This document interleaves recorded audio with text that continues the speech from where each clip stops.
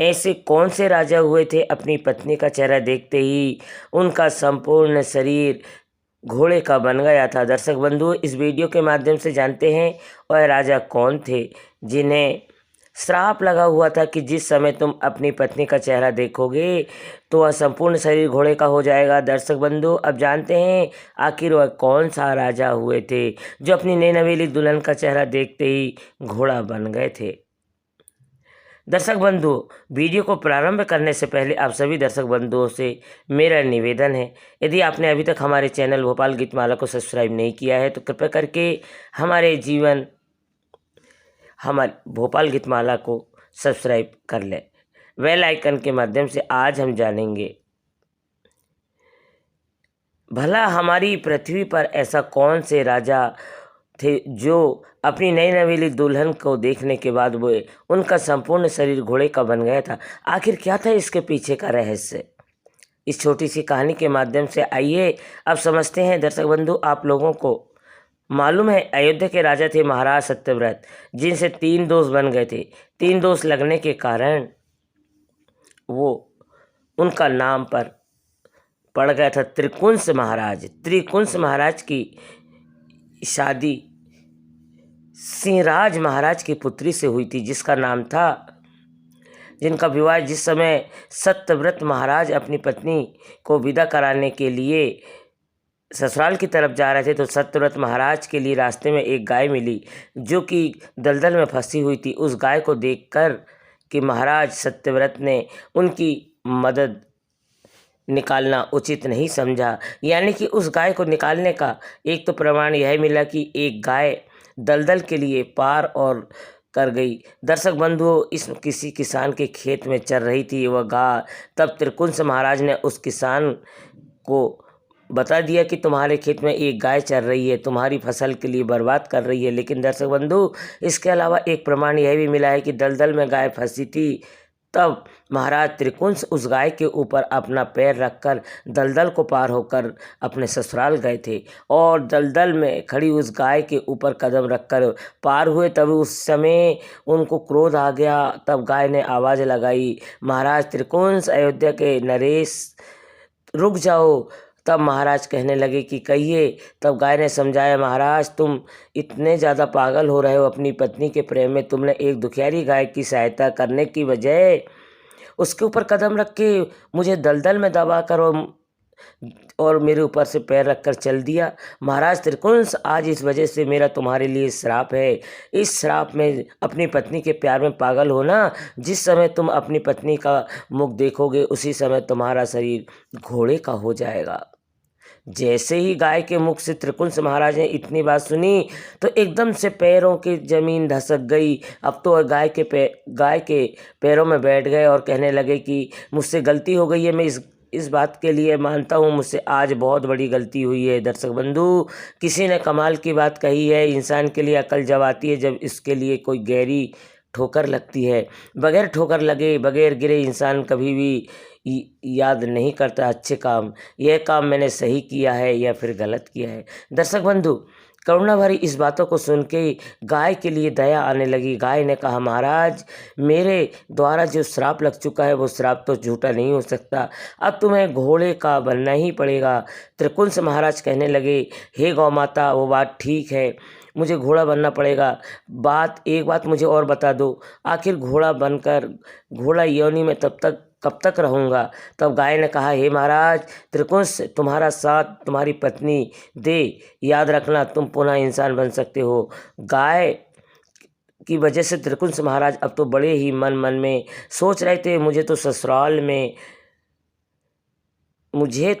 ससुराल में जाकर के पत्नी को विदा करा कर लाना है। यदि हम ससुराल गए और कहीं धोखे से हमारा चेहरा उन पर पड़ गया तो हमारी पत्नी पर पड़ गई तो मुझे घोड़ा का बनना पड़ेगा।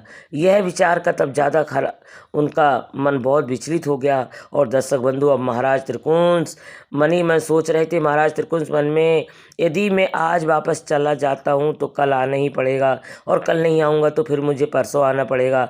आना तो पड़ेगा ही मुझे ज़रूर अपनी पत्नी को विदा कराने के लिए। लेकिन दर्शक बंधु, अब जो होगा वह देखा जाएगा। महाराज त्रिकुंस ने फिर अपने मन में विचार किया। उन्होंने चलो कोई बात नहीं, जो है हम अपनी पत्नी के चेहरा की तरफ नहीं देखेंगे कहकर, और कुछ देखा जाएगा जो होगा, यही सोच कर के महाराज त्रिकुंस अपनी गर्दन को नीचे झुकाकर सिंहराज महाराज के दरबार में पहुँचे। जैसे ही सिंहराज महाराज के दरबार में महलों में पहुँचे तो महलों में महाराज त्रिकुंस के लिए बड़े सम्मान से बिठाया गया। दर्शक बंधु, आप तो जानते ही हैं, ससुराल में जब पहली बार जाओ तो फिर बात कुछ अलग होती है, सम्मान ही कुछ अलग मिलता है। महाराज त्रिकुंस इधर चारपाई के ऊपर बैठे हुए हैं, लेकिन उनकी गर्दन है जो वह नीचे ही झुकी है, क्योंकि महाराज त्रिकुंस के लिए उस गाय के श्राप दे दिया था। उस श्राप के बारे में महाराज विचार कर रहे थे, सोच रहे थे। तब वहाँ पर महाराज त्रिकुंस की सारी सरेज सभी इकट्ठा होकर के आने लगी। कोई कह रही है महाराज त्रिकुंस से कहे कि जीजा जी पानी पी लीजिए, तो कोई कह रही है जीजा जी भोजन कर लो। लेकिन दर्शक बंधु, ऐसे हाल में तो महाराज कोई को भूख प्यास कहाँ रखी थी। अब महाराज त्रिकुंस मन ही मन में सोच रहे थे, हे ईश्वर, कहीं ऐसा ना हो कि लड़कियों के साथ मेरी पत्नी कमला भी आ जाए और धोखे से मैंने अपनी पत्नी का चेहरा देख लिया तो उस समय मुझे पुनः घोड़े का बनना पड़ेगा। इस वजह के महाराज त्रिकुंस अपनी गर्दन को नीचे झुकाकर बैठे हुए थे। अब महाराज त्रिकुंस ने ससुराल में जाने के बाद में ना तो पानी पिया ना तो भोजन किया। तो महाराज त्रिकुंस की सास ने कहा कमला से, कहें कि बिटिया घर परिवार की कुछ ऐसी बात हो गई होगी जो सभी के बीच में उजागर नहीं कर सकते। आखिर तुम्हारे तो पति हैं, वह तुम ही चली जाओ और बेटी अपने आप पूछ के आओ, शायद तुम्हारे लिए वो कोई बात बता दे। दर्शक बंधु, माँ के कहने पर आज वह त्रिकुंस की पत्नी कमला अच्छे वस्त्र को पहन करके, शरीर को सजा करके, सौ श्रृंगार करके और वहाँ कहाँ चली, महाराज के पास के लिए चल पड़ी। जैसे ही आवाज़ महाराज त्रिकुंस के कानों में पड़ी तो एकदम से महाराज त्रिकुंस को इस आवाज़ से सुनकर पसीना आने लगा। मन ही मन में सोचने लगे, शायद ऐसा लग रहा है जैसे मेरी पत्नी आ रही है। आकर के कमला ने महाराज त्रिकुंस के थाली पर ला कर के रख दी। लेकिन महाराज त्रिकुंस जो गर्दन नीचे बैठे हुए थे, अब महाराज त्रिकुंस ने कहा, कमला ने कहा कि पिया आखिर बात क्या है, आज तुम्हारा चेहरा उदास क्यों है, क्या परेशानी है। तब वह पत्नी की बात सुनकर के महाराज त्रिकुंस आंख में आंसू भर के रोने लगे, कहने लगे, हे प्रिय, आज मुझसे बहुत बड़ी भूल हो गई है। आज रास्ते में आते समय एक गाय ने मुझे श्राप दे दिया है। मैं तुम्हारे चेहरे के लिए देखूंगा, उसी समय पर घोड़ा बन जाऊंगा। कमला कहने लगी, क्या महाराज को कहने लगे। हे हाँ दर्शक बंधु, इधर कमला जो थी बड़ी समझदार बुद्धिमान स्त्री थी। उस पत्नी ने कहा, महाराज, हे महाराज, आप किसी भी प्रकार की चिंता मत कीजिए। क्या आपने उस गाय से पूछा कब तक मुझे घोड़े का रहना पड़ेगा। त्रिकुंस महाराज कहने लगे, प्रिय, हाँ मैंने पूछा था।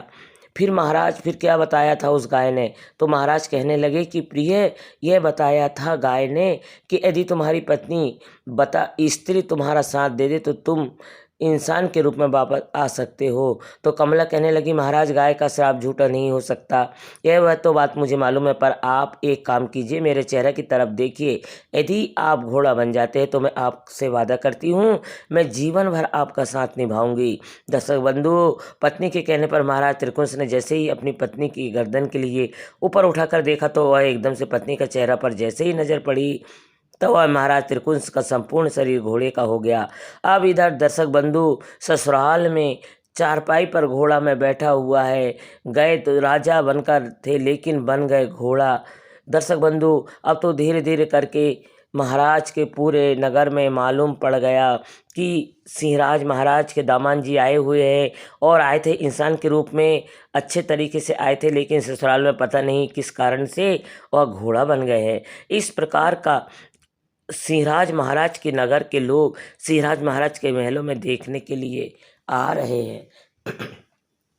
बारी बारी तरीके से आखिर ये सब कुछ हुआ तो देखने के लिए आए, उनकी पत्नी भी आई। तब महाराज सिंहराज ने आकर के, पुत्री कमला, तुम रो ना पुत्री, अरे कोई बात नहीं, हम तुम्हारी विवाह कोई अच्छा सा वर ढूंढ के दूसरी जगह कर देंगे, तुम वहाँ पर चली जाना, बड़े आराम के साथ रहना। तब कमला ने अपने पिता सिंहराज के लिए जवाब दिया, हे पिताजी, उस दिन को याद करो जब इनने मेरे साथ में विवाह किया था तो इन्होंने एक शेर को मार करके विवाह किया था। आज के दिन इनका घोड़ा थोड़ा सा कर्म खराब हो गया तो क्या मैं उनको छोड़ दूंगी?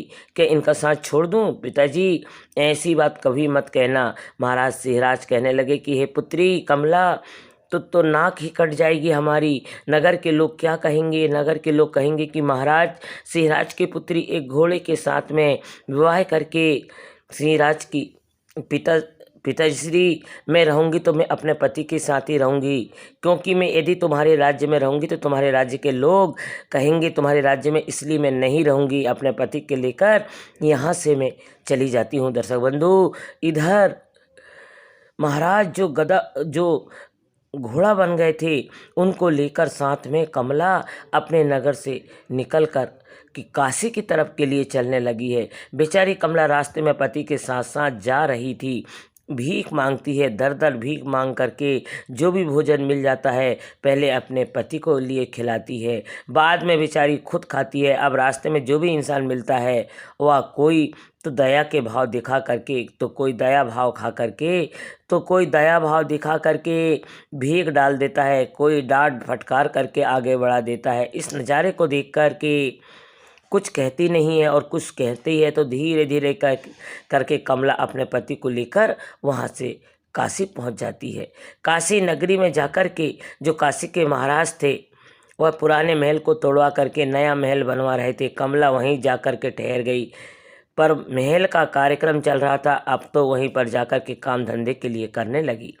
अब तो बेचारी पूरे दिन अपने सिर पर रख कर के ईंटों के ढोके मेहनत मजदूरी के बाद में शाम के समय अपने पति के लिए स्नान करवाती, स्नान करवा के भोजन बनाती और भोजन करवाती, तब कहीं जाकर के कमला उस भोजन को स्वयं खाती थी। 2-4 दिन 8 दिन व्यतीत हुए, पूरी काशी नगरी में यह बात की चर्चा फैल गई। हल्ला हो गया कि एक लड़की कहीं से हमारे नगर में आ गई है, उसके साथ में एक घोड़ा है, लेकिन अपने शरीर पर तो मेहनत करती है, लेकिन उसके साथ में घोड़ा है ना, घोड़ा से मेहनत करवाती है और ना कोई काम धंधा करवाती है। दर्शक बंधु, इस प्रकार से पूरी काशी नगरी में इस बात का हल्ला हो गया तो कमला के पास में काशी जी महाराज स्वयं खुद चल कर आए और काशी जी महाराज ने आकर के कहा कि बेटा, मैं इस बात के लिए नहीं जानता हूँ कि तुम कौन हो और कहाँ से आई हो, तुमसे पूछूंगा भी नहीं, लेकिन मैं एक बात ज़रूर जानता हूँ, तुम्हारे ऊपर परेशानी है कुछ ना कुछ।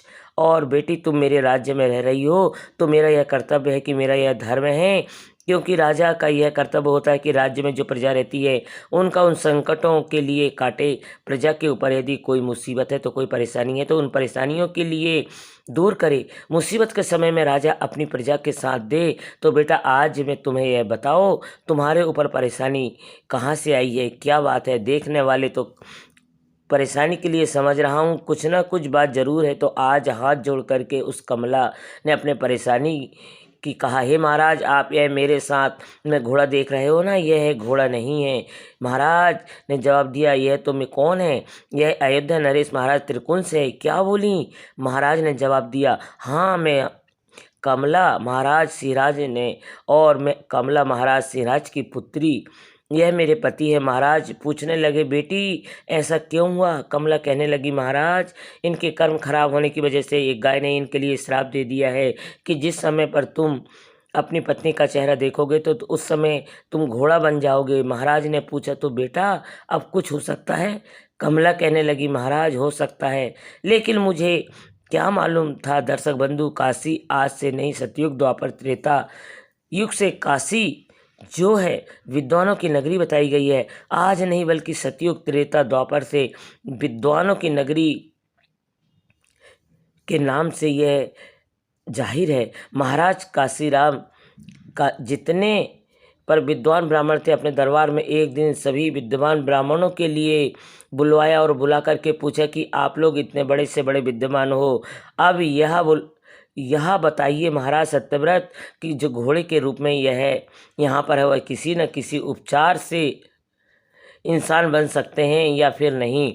ब्राह्मण लोग कहने लगे, महाराज बन सकते हैं। महाराज ने पूछा, तो वो कैसे बन सकते हैं? तो अपनी पत्नी ज्योतिष विद्वानों ने उस जगह पर बताया कि महाराज, काशीराज यदि अपने नगर से कोई पतिव्रता स्त्री हाथ में लोटा लेकर के इसके ऊपर जल के छींटे मार देगी तो यह महाराज त्रिकुंस घोड़े के रूप में पुनः इंसान बन जाएंगे। अब तो इस बात को जान करके वे काशीराज महाराज के लिए बहुत ज़्यादा प्रसन्न हुई। महाराज काशीराज कहने लगे, यह काशी नगरी है, इसमें एक नहीं हजारों पतिव्रतियाँ स्त्री होगी। दर्शक बंधु, महाराज काशीराज ने अब तो पूरी नगरी में यह ढिढोरा पिटवा दिया कि कल सुबह 1 लोटा जल का सभी पतिव्रता स्त्री कल एक लोटा जल का सभी लाकर के उस घोड़े के ऊपर चढ़ाएंगे। अब तो पूरे नगरी के लोग विचार कर रहे हैं, ऐसा लगता है जैसे महाराज काशीराज पागल हो गए हों, जो इस तरह के घोड़े के ऊपर जल चढ़ा रहे हैं, या फिर इस घोड़े के साथ में वो लड़की आई है वो पागल है। हमने जल चढ़ाने मंदिर में जल चढ़ाते हुए देखा है, देवताओं की मूर्तियों पर जल चढ़ाते देखा है, हम पहली बार देख रहे हैं कि एक घोड़े के ऊपर जल चढ़ाएंगे। लेकिन दर्शक बंधु क्या करें, स्त्री राजा का आदेश था, राजा के आदेश के लिए टाल नहीं सक रही थी। हाथ में लोटा लेकर के उस घोड़े के ऊपर चढ़ाती है। एक तरफ महाराज त्रिकुंस की पत्नी कमला खड़ी हुई है, एक तरफ काशीराज महाराज खड़े हुए हैं, इधर महाराज त्रिकुंस पूंछ हिला रहे हैं, घोड़ा बने हुए खड़े हैं। अब दर्शक बंधु इधर क्या हुआ, धीरे धीरे करके पतिव्रता स्त्री है जो काशी नगरी के जल की चढ़ाती रही। जब काशी नगरी की समस्त पतिव्रता स्त्रियाँ उस घोड़े के ऊपर जल चढ़ा करके चली गई तो धीरे धीरे करके महाराज तत्सक का पूरा शरीर एकदम से इंसान का हो गया, केवल पूंछ ही बाकी रह गई। लेकिन दर्शक बंधुओं, महाराज त्रिकुंस जो इंसान के रूप में था खड़े हैं, लेकिन उनकी पूंछ लटक रही है।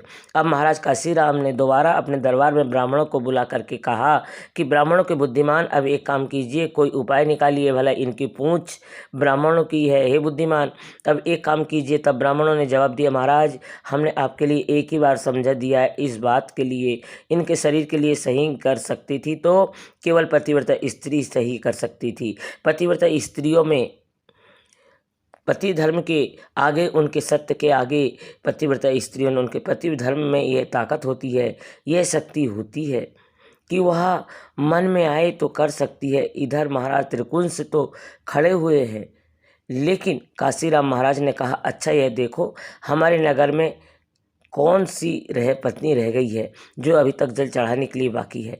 जब महाराज त्रिकुंस इस बात की खबर निकाल कि हमारे नगर में तो हमारी नगरी में से कौन सी पतिव्रता स्त्री रह गई जो अभी तक के जल चढ़ाने के लिए नहीं आई है, तो काशी नगरी की कालू महतू की माँ रह गई थी जो जल चढ़ाने के लिए नहीं आई थी। तो स्वयं काशीराज महाराज कालू माँ के पास में चल गए, जो जल चढ़ाने के लिए नहीं आई थी, तो स्वयं गए और वहाँ कालू की माँ के पास में वह कालू की माँ कहने लगी, हे महाराज यदि हमारी इस काशी नगरी में जो विद्वानों की नगरी जानी जाती है, पतिव्रता स्त्रियाँ की नगरी जानी जाती है, यहाँ से त्रिकुंस महाराज यदि अपनी पूंछ लटक करके वापस राज्य के लिए गए तो हमारी काशी नगरी की बहुत ज़्यादा बेइज्जती होगी। उस कालू मेहतर की माँ ने कहा कि हे महाराज मैं एक बड़ी पतिव्रता स्त्री हूँ, मैं दूसरे के पति के ऊपर जल नहीं चढ़ाना चाहती, मैं दूर से ही उसकी तरफ देख भी नहीं सकती, बिल्कुल ही धूल में मिल जाऊंगी। जब महाराज काशीराम ने कालू मेहतर की माँ से बार विनती की तो उसने जवाब दिया, ठीक है महाराज चलूंगी। अब तो दर्शक बंधु, कालू मेहतर की माँ ने एक जल का लोटा लिया, 3 बार अपने पति के सर पर घुमाया, उसके बाद में जल का लोटा लेकर के पहुंची तो वहीं पर कमला खड़ी थी। एक साइड में त्रिकुंस महाराज खड़े हुए पूंछ लटका करके, एक साइड में महाराज सिंहराज खड़े हुए थे जो महाराज त्रिकुंस के ससुर हैं। जैसे ही जाकर के कालू मेहतर की माँ ने देखा तो कहने लगी कि हे महाराज मैं जल के लोटे के लिए नहीं चढ़ाऊंगी, इस लोटे में छींटा जरूर लगा सकती हूँ, लेकिन यह वचन मुझे तुम दो। कहने लगी, मैं गिन करके छींटे लगाऊंगी, जितने छींटे लगाने हैं मैं इसके पति की पूंछ लगाऊंगी, अपने बड़े पुत्र के लिए जन्म देगी, इनकी पत्नी उस छूटेगी, उतने दिन मेरे घर में आकर के इनका बड़ा बेटा मेरे घर पर आकर के जल के लिए भरेगा। यदि इस बात के लिए वह राजी हो तब मैं छींटा दूंगी, अन्यथा मैं जल के छींटे के लिए नहीं आऊँगी। तब अपने पति की तरफ देख करके कमला ने हाँ कर दिया कि आप जैसा कहोगे हम वैसा ही करेंगे। तो कम से कम आप, उस मेहतरानी ने गिन कर उनकी पूंछ में छींटे मारे और जैसे ही छींटे लगाए, जैसे ही पूरे 30 छींटे लगे, वैसे ही घोड़ी की पूंछ छूट करके जमीन पर गिर गई। अब तो महाराज त्रिकुंस पूरे मानव के रूप में आ गए और लौट करके अपनी पत्नी कमला को लेकर के वो अपनी अयोध्या नगरी के लिए वापस चले जाते हैं। दर्शक बंधु, हम आपके लिए बता दें, महाराज त्रिकुंस के ही पुत्र थे महाराज हरिश्चंद्र, जो हरिश्चंद्र महाराज के जन्म से ही पहले उनके माँ बाप वचन देकर के आए थे कि काशी नगरी में कालू मेहतर की माँ के लिए तुम्हारे घर में हमारा बेटा आकर के जल भरेगा। सो महाराज हरिश्चंद्र ने कालू के यहाँ पर जाकर के 30 दिनों तक जल भरा, नीर भरा। तो दर्शक बंधु, आज की कहानी, इस कहानी से हमें यही सीखने के लिए मिलता है कि हमारी पतिव्रता स्त्रियों में कितनी ताकत होती है। पतिव्रता स्त्रियाँ जो चाहे वो कर सकती है, लेकिन वही माँ बहन कर सकती है जो हमारे पति धर्म का पालन करती है। प्रिय मित्रों, यह कहानी आपको कैसी लगी? पतिव्रता पत्नी की अगर अच्छी लगी हो तो कमेंट बॉक्स में जय माता लक्ष्मी ज़रूर लिखें और हमारे चैनल को सब्सक्राइब करें। तो वीडियो को लाइक ज़रूर करें। नमस्कार दोस्तों।